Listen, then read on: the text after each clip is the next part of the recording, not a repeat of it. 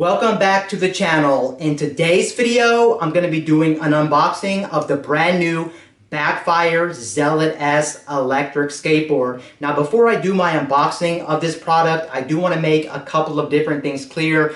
If you're coming to my YouTube channel for e-skate content, unfortunately, you're going to be very disappointed because I normally don't cover e-skate at all on my YouTube channel. However, in the foreseeable future, I do want to post more e-skate related content. Like for instance, I am going to have a full review of the Zealot S on my YouTube channel in the next couple of weeks when the weather is permitting, of course, so just bear with me for that review until I can put this through its paces. I will do a full review on this board. And then also, I do want to do other e-skate related topics on my YouTube channel, like comparing this to other boards, since I do have other boards that I currently own. And then on top of that, I do just want to generally talk about e-skate as a whole, since I really do love e-skate that much.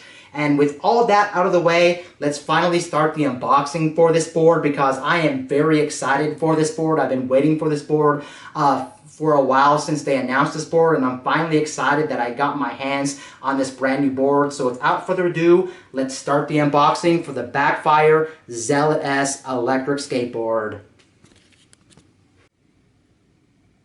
So here's the unboxing of the BACKFIRE Zealot S, and I want to talk a little bit about why I chose this board over some other boards. The main reason being is, one, I never owned any belt-driven electric skateboards. I have owned other electric skateboards, just not belt-driven. And then personally, I thought this was going to be the board for me over other belt-driven boards. I'll give out more details in upcoming videos about this. And then also, I'm not going to show the accessories for a little bit. I do want to go over the board, and I already took this out of the box so this video can be a little bit quicker. But let's start off by looking at the board. Here's the board from BACKFIRE. Here's what it looks like, and let's run down some specs of this board. Now when it comes to performance, the performance is on the upper end of electric skateboards. It's not the best performer out there by any stretch of the imagination, but it's also not the worst out there. I think when most people get this board, they're going to be pretty satisfied with the range and the speed this thing can pull. So when it comes to speed, you can get around 30 miles per hour when you're riding this thing. And I think for most people riding electric skateboards, this thing is plenty fast. I don't think you need anything more than 30 in my opinion. You may disagree with me, but 30 miles per hour is still crazy fast. And then when it comes to the range of this thing, you can get up anywhere between, I heard, 19 to like 24 miles of range when it comes to how long you can use this on one charge or one ride. Of course, you do have to take all these numbers with a grain of salt, just due to the fact that there are a lot of different things that play a role of how fast you can go and also how much speed you can get and things like that. So take all this as a grain of salt. But overall, I'm very happy with the specs of this, at least from what I've seen and from what other people seen. And here's the board right here. First off, let's start with the deck. So going down a little bit lower, you can see the deck is right here. And you can see on the sides of the deck, they are using like this pink slash purpley-esque material. And this material actually serves a purpose besides having a really cool aesthetic that other boards don't have. Basically, that purple liner around the board is supposed to protect the board if you smash this board like into a curb, into a wall, into a car, or something like that to protect it. I don't know how well it'll actually do because, of course, I'm not going to test that, but that's at least what BACKFIRE is saying, and some other people around the internet were saying it's supposed to protect the board, not just be for aesthetics. But I do like the color here because I think it is unique because most boards don't have this really poppy, like purple slash pink outline around the board and things like that. And if you're seeing this on camera, in my opinion, it looks a little bit more poppier in real life than on the camera. Just take my word for that. But either way, it's a pretty nice look for this board. Now, when it comes to the deck of this board, that's where things get really interesting.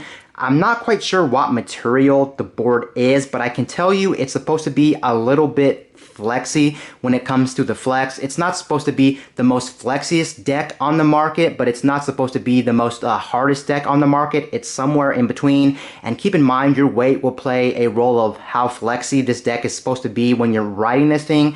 I weigh about 150 to 155 on my worst days, and what I can tell you personally, I don't think this deck is going to be too flexy at all for me, just because I'm one of the lighter riders out there. I'm not one of the more heavier riders that weighs close to 200 or even above 200 when riding this thing. But just take that for what it is. And I'm actually kind of excited to ride this deck, just due to the fact that I never actually rid a kind of flexy deck. The last deck I currently own for an electric skateboard is a little flexy, but not really if you ask me personally. And it's okay, but I heard having a much more flexier deck, especially on an electric skateboard, is supposed to give you more dampening on the road. So basically what that means is you'll get a little bit more comfort when you're riding, because when you're going over things like potholes, cracks in the road, bad terrain, and things like that, it's supposed to be a much more smoother ride. And I'm actually curious to see how that actually plays out in the long run, because when I ride, I usually like riding for as long as possible, and I ride a long time. So it's going to be very interesting to see if it'll hold up when I'm going over bad terrain. So I'm very excited about that. And then flipping the board over, I guess, to the back. Like I said before, this is a belt-driven board. So that does mean you do have belts right there. And those are the belts that are currently on this board.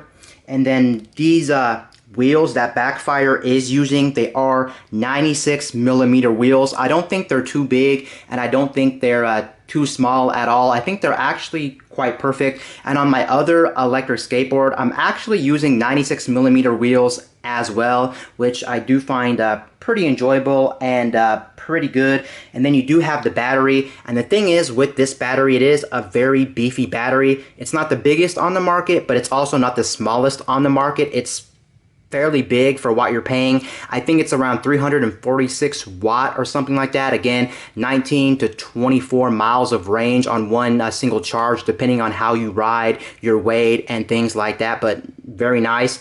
And then here's the color on the bottom. You do have more of that pink slash purpley design, just because they want to make it match the board, which is pretty cool. The one thing I will tell you right now, from holding this board and actually taking it out of the box, I do have to admit this board is one of the boards that's a little bit more heavier. This board I think weighs around 20 something pounds, so it is one of the more heavier boards. My previous board, or my current board that I'm currently using, is about, I think, 15 or 16 pounds. So for the most part, you don't really want to be carrying this around as much as possible. You want to have this on your feet as much as possible, and you pretty much just want to be riding it at all times. But yeah, it is a fairly heavy board. And then for the charging situation, you do have the charging port right here. I've heard also stories about how these flaps don't really stay put, and that's kind of a little bit concerning, just because water or debris can get in here and damage those. But I'll see how that holds up. If they don't really hold up too well, I'll just tape them or something. It's not really that big a deal.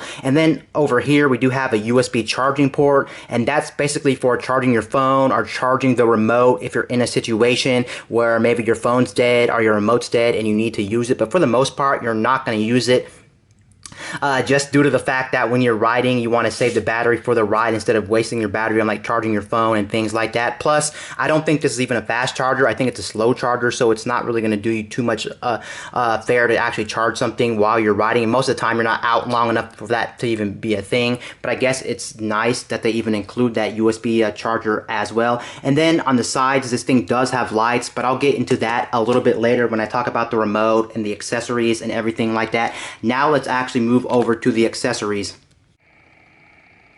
So here's everything that Backfire is actually providing in the box. And the nice thing with Backfire, unlike some other brands out there, I love the fact that they give you a lot in the box for your money. I think they give you upwards of like $100 of additional stuff, which is actually nice. That means you don't have to go out and buy some other stuff if you need them. So let's go over everything in the package. I guess let's start with the most important thing, of course, that is going to be the charger. First up, you can see this is the cord that plugs into the charger. Nothing too special. It's actually a pretty common cord. I've seen this cord before, but there's the cord right there. It just plugs into the charger and you plug it into the wall to charge the board. Here is the charger itself right here. And one thing to note, if you never used an electric skateboard, I highly recommend only using this charger on this board specifically. If you have other electric skateboards, try not to use this on other boards. Even if it does fit other boards, like it plugs in, don't do that, because you may damage your board, you may damage the battery, or worse comes to worse, you may actually explode the battery. So please only use this on the BACKFIRE Zealot S board. But anyway, here's the specs of this charger, if you were wondering. You can see it is output 100 to 240 volts, 50 to 60 hertz at 2.5 amps, output 50.4 volts at 2.5 amps. Red light equals charging, green light equals done, and there it is right there. Now this is proprietary. I think other boards actually use this connection, but at least when it comes to charging connections, it is proprietary. So that means you do have to pretty much carry this around with you. If you're going somewhere and you need to recharge the board, you can't use like USB or anything like that. You do have to use this specific charger, so just keep that in mind. I heard with this charger alone, you get about 2.5 to like 3 hours of charge when it comes to charging the board. It is fairly long to charge this board, but it is what it is. I guess it's not too bad, 2.5 to 3 hours, depending on how much battery you have left. But here it is right here again, the BACKFIRE charger for the board. And then the other stuff inside the boxes, you do get, I guess, a skate tool, which I'll show you right now. Here is the actual skate tool right here. And the thing is about the skate tool, it is a fairly common skate tool, nothing too crazy about the skate tool, but I love the fact that they even include a skate tool in the box, because this is extra value, just in case you need to tighten, let's say for instance, the trucks on your board, or you need to tighten the wheels on your board and things like that. When they get loose, you already have the skate tool to begin with. And if you ride like regular boards, or if you have other electric skateboards, you do have this. Again, I have a lot of these laying around, but it's always nice to get these for free regardless, especially if you are a new person to e-skate or skating in general. You will have an extra T-tool, so here it is right here. And then other stuff inside here, you do get some extra screws. Here are the extra screws that come inside the box. Then you also get this, which is supposed to be, I think, a testing cable for like testing the battery or something like that if you're having problems. I'm not too sure because I never had to use these before, but here it is right here, some kind of testing cable if you ever need to use this. And then on top of that, you do got the charger for the remote, and the remote control for this board that controls it when you ride does use USB Type-C, and I'm actually really glad about that, just because you guys know a lot of cell phones use USB Type-C, a lot of other products use USB Type-C, so it is nice and convenient that the remote control charges from USB Type-C. I've seen some boards out there, believe it or not, in 2020, 2021 that actually still use micro USB for charging the remote, and that just doesn't make sense to me because that's kind of an old standard at this point and nothing really uses it. So again, it is nice that they do charge the remote with USB Type-C, and they do give you a free cable in the box, which they didn't have to include. Now they don't include a power adapter for charging the remote, but most likely you have a cell phone or something like that that does have a power brick, which you can just use in the long run. But here's the cable right there. And then alongside that, since this is a belt-driven board, you do get extra belts in the box, because believe it or not, eventually your belts will most likely break and you'll have to change them. So it's nice they do give you other belts in the box. And the belts for this thing are fairly cheap to begin with. You can get them for like $15 to $20 depending on where you look, and you can get them on Amazon, eBay, and other outlets on the internet. They're not really too hard to find. You can see these ones are branded by BACKFIRE. They say HTD T60 5mm, I think, I do believe, and they give you 2 of these so you can last for a while. And I've heard belts, because I've never used a belt-driven board. I heard belts last anywhere between like 500 to maybe 1,000 miles, depending on where you ride, how you ride, and things like that. But eventually they will break. But luckily, you shouldn't have to be changing belts anytime soon. If you are careful with your belts and you don't really do anything too bad, they should last you a while. But it's still glad to give you free belts to begin with, so when they break you can change them right away before buying new belts. But there they are again. Here's the belts for the board. And then next up, we do have pulleys. Now you may be wondering, why would they give you extra pulleys for the belts and for the wheels? Because most people never change these, because these I don't think ever break. But the thing is though, if you ever want to change wheels for this board, because this is again a belt-driven board, and belt-driven boards you can actually change the wheels.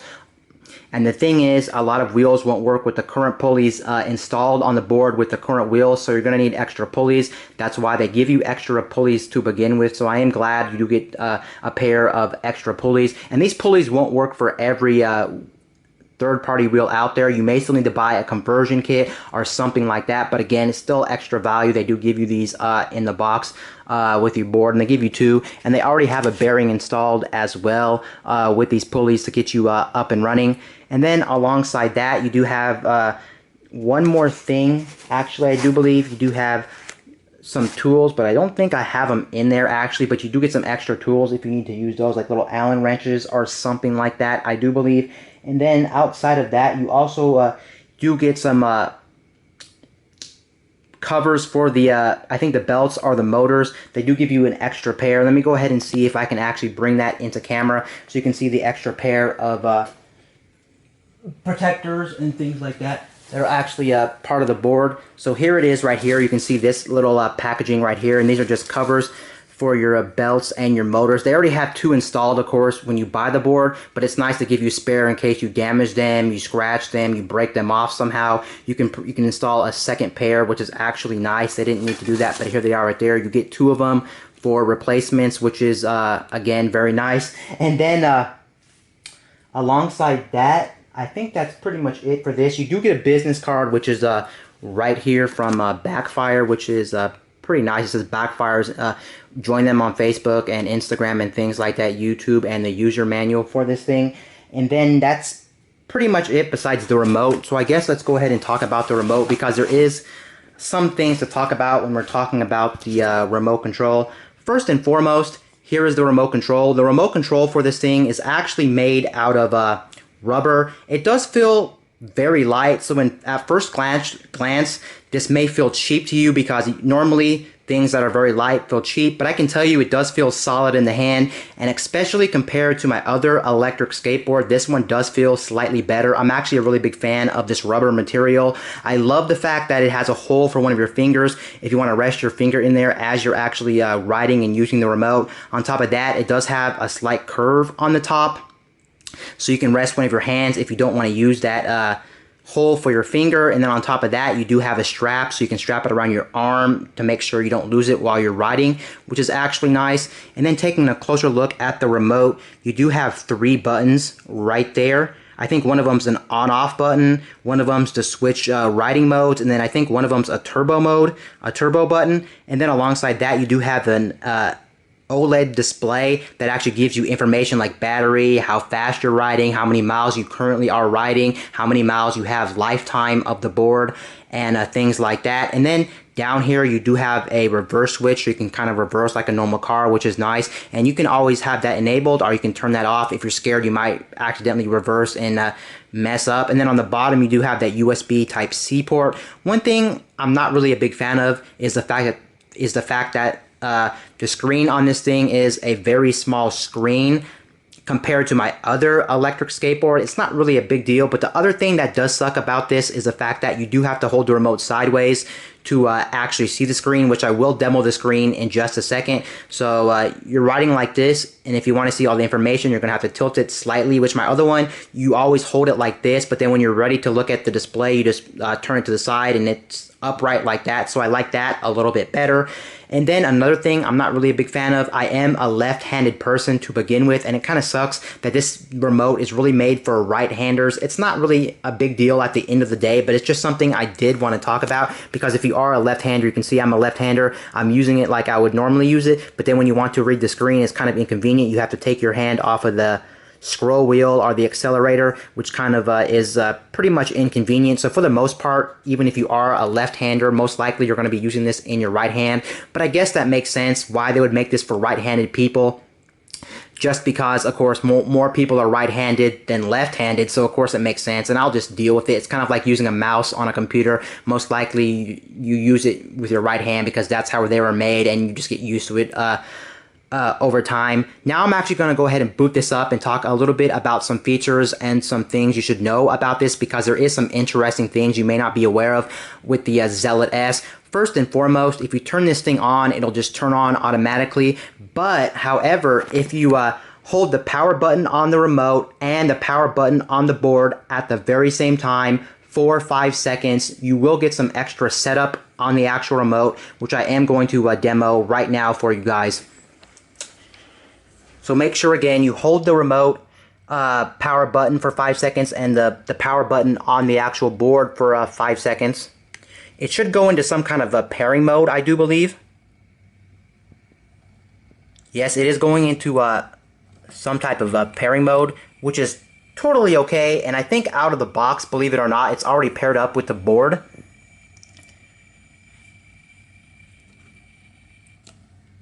Trying to see if it'll connect. I'm pretty sure I did this wrong. Again, I need to hold down both the power button on the board and the power button on the remote for 5 full seconds. It's kind of hard to do on camera. 1, 2, 3, 4, 5. Okay, remote paired. So you can see the remote finally paired to the board, and you do get some options here. I don't know how well it's coming off on camera. It may be too hard to see, or it may be a little bit blurry, but basically what the remote is telling me now, it's telling me I can switch from kilometers to miles per hour. I live in the States, so I want all the measurements to be in miles per hour, like how fast I'm riding, my lifetime miles on the board, my lifetime, or my current miles I've rode in a single trip. So I'm going to keep it on miles per hour, but you can switch it to kilometers if you are in another country that doesn't use miles per hour. Basically what you want to do is you want to take one of the I think the second button, and the second button will allow you to switch between kilometers and miles per hour. And then once you select one that you want to use, basically what you want to do is press the power button, and it will confirm your option. So go ahead and click on miles per hour for me. I think out of the box it's already set up for kilometers, but that makes sense. Most countries around the world use kilometers. America's very weird for some reason. So let's go ahead and click on miles per hour, confirm it. And then there's one more thing you can do with this board in the settings. I don't know how well it's coming off on camera again, but just take my word for it. You can change the wheel diameter. The reason you want to change the wheel diameter, let's say you put different wheels on this thing, it's going to be kind of hard for this board to actually give you accurate readings like the battery health, how fast you're going, how many miles you have on the board, and just things like that. So make sure you have it set to the correct wheel option. And they do give you a couple of wheel options right out the gate. You can see they give you 105 millimeter, 85 millimeter, 96 millimeter, which everyone who gets this board stock will get 96 millimeter wheels. You don't really have a choice unless you buy aftermarket wheels. And then you do get a choice of 165, which I think is really weird. I don't think this board can support 165 millimeter wheels. Correct me if I'm wrong, but I'm pretty sure that's not the case. And most people won't be using 165 anyway. That's just really big. And that's normally for things I do believe like all-terrain boards, which isn't really considered an all-terrain board to begin with. I'm going to go ahead and just keep it on 96 and then press the power button, and then boom, the board is set up. If you don't actually go into those settings, it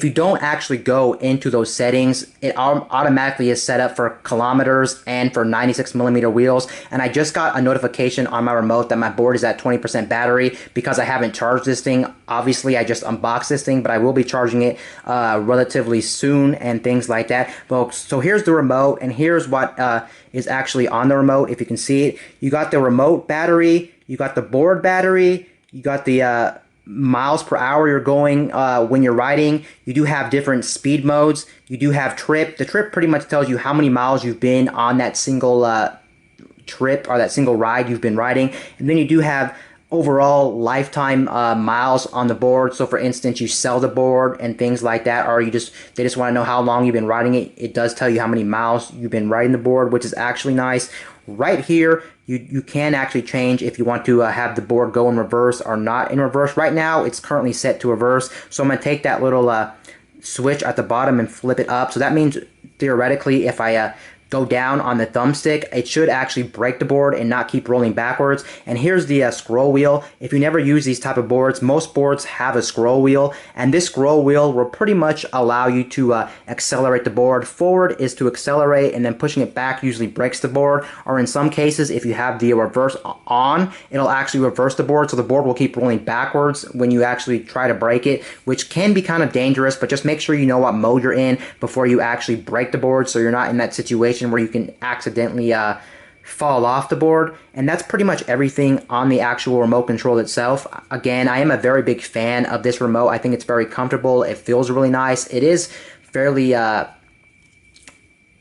It is fairly light, but again, that's not necessarily a bad thing, I guess. But then I do want to show you the lights on the board, because this board does have lights and they are on the battery pack. And that's not really a reason why I bought this board. I bought this board for the good specs, and I thought this would be a really good belt driven board for me specifically. But let's go ahead and enable the actual lights on the actual board. And the nice thing apparently about the lights on the board, when you enable them, they don't really drain any battery at all on your ride, so you can ride the whole time with the lights on, because again, I think they're LED lights, and you guys know LED lights pull practically no juice. But basically, the way to actually activate the actual lights, you want to take the power button and you just want to double tap the power button. Once you double tap the power button, the lights on the battery pack will actually turn on, and then when you double tap it again, the lights on the actual board will turn off. And the nice thing is about this board is they do make two different boards. I want to make this clear, which I should have made clear a long time ago. They make a Zealot and a Zealot S,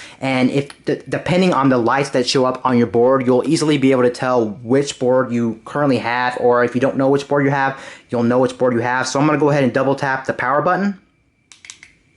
As you can see, I double tapped the power button, and now my board is blinking purple. And if your board is pulsing purple or blinking with purple lights, you do actually have the Zealot S. If you double tap the power button and you get white lights, that means you have the original Zealot. And the thing is with these lights, as far as I'm concerned, you cannot actually change these lights or customize them. You can't go to other colors. You can't actually go to different brightnesses and things like that. But for me, I actually love the purple lights because I think they match the board. I actually think they look really cool. They are still very practical. If you're riding at night, they won't light up the road too well, but they are still there and they are still very cool. And then once you're done with those LED lights right there, which they do have two on both sides, I don't know if you can see it, one on the right side of the battery pack and then one on the left side of the battery pack. And then I'm just going to go ahead and double tap the power button again.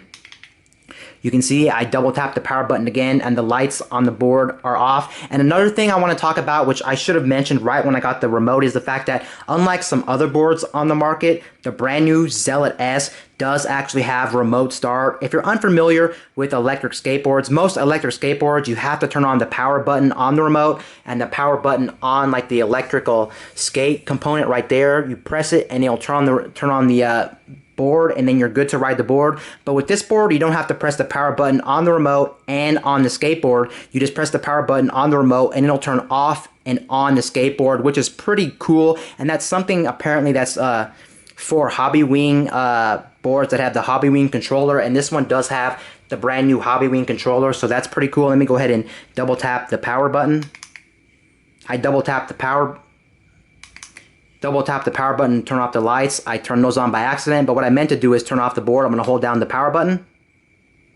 I turned off the power button. You can see, or hopefully you've seen, that the power light on the actual board turned off. That means it did do its job, and that's actually very nice and very convenient, just because of course you don't have to bend down to turn on the board. And on top of that, if you want to check the battery of your board but you're not sitting close to your board, you don't have to worry about turning on the remote and then turning on the board. You can just press or hold down the remote, it'll turn on. You can check the status of your board and go throughout your day, which I think is actually a really nice touch. Is it actually necessary?